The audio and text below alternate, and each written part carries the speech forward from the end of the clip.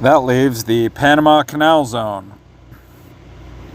The canal is essential to our defense. We must defend it. Any notion which would attempt to block, damage, or destroy the canal would do so only as a prelude to war upon our people. We would defend it as we would any part of our coast. We must always bear in mind that there is no royal road to peace.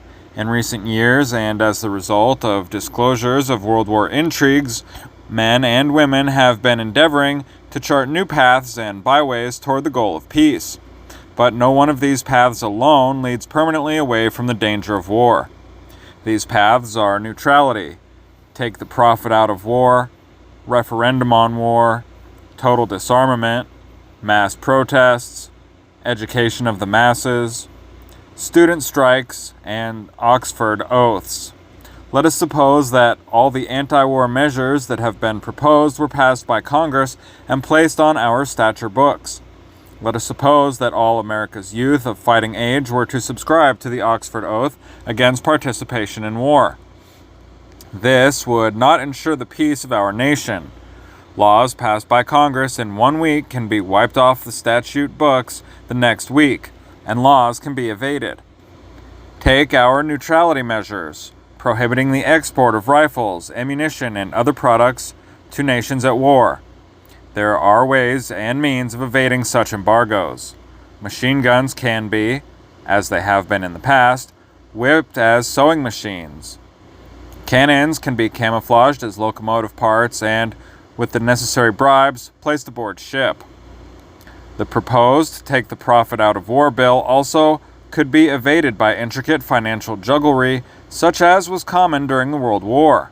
And last, even the war referendum, the plebiscite to decide whether our people are to go to war or not, is not foolproof.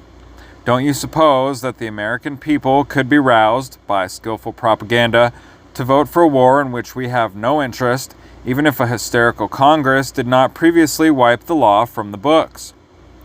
Once the cannons begin booming and the drums begin rolling, red-blooded youth, despite its Oxford oaths, despite its mass protests, despite its satiric veterans of future wars, will succumb to the war clamor.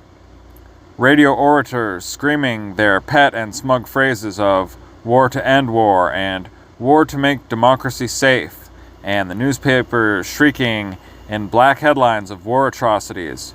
These and similar propaganda arts of war makers would be invoked to break down the earlier opposition of America's youth to war. You think it impossible? Just look back to 1916 and 1917. In November 1916, Woodrow Wilson was re-elected President of the United States on a platform of "He kept us out of war." 5 months later, on April 6, America declared war on Germany.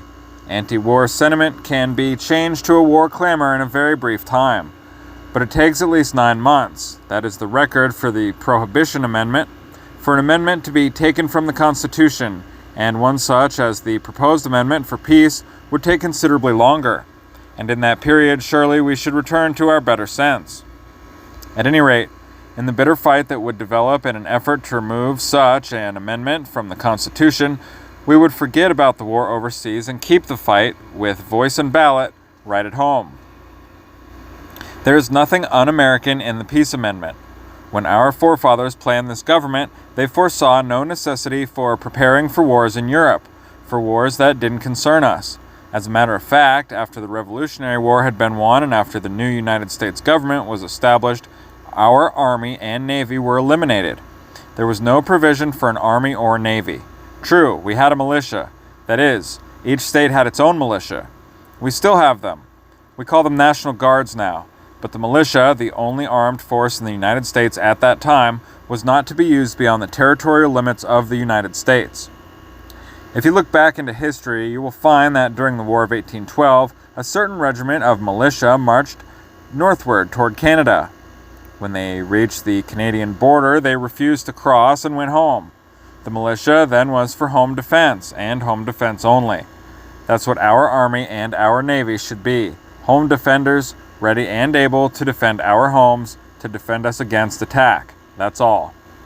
The efficiency of our Navy can be maintained by maneuvers a few hundred miles off of our own coast just as well as it can be manipulated by maneuvers thousands of miles away and almost in Japan's backyard, where our Navy conducted its main maneuvers last year. Let's pass all our suggested anti-war legislation. Let's attend all the peace and disarmament conferences.